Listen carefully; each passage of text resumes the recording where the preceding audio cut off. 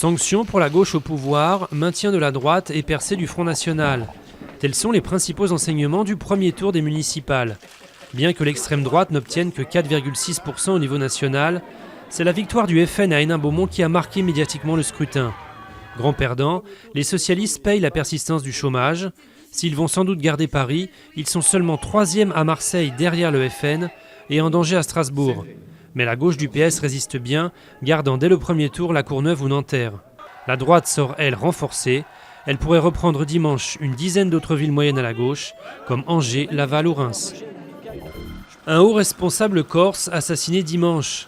Jean Leccia, directeur de cabinet du président du Conseil général de Haute-Corse, a été abattu à Aléria par un commando en moto.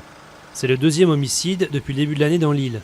Monsieur Leccia avait été récemment entendu par la justice dans 2 affaires de marché public. Une nouvelle base ukrainienne de Crimée tombée aux mains des Russes. L'opération a été menée avec des blindés légers, des hélicoptères, et selon les forces ukrainiennes, des coups de feu ont été entendus. Les Russes cherchent à s'emparer des dernières bases ukrainiennes de Crimée, péninsule qui a largement voté en faveur de son rattachement à Moscou.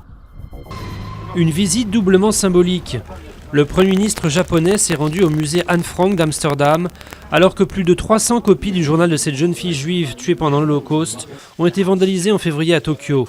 La visite de Shinzo Abe intervient aussi peu avant sa première rencontre avec son homologue de Corée du Sud, pays qui entretient des relations difficiles avec le Japon depuis la Seconde Guerre mondiale.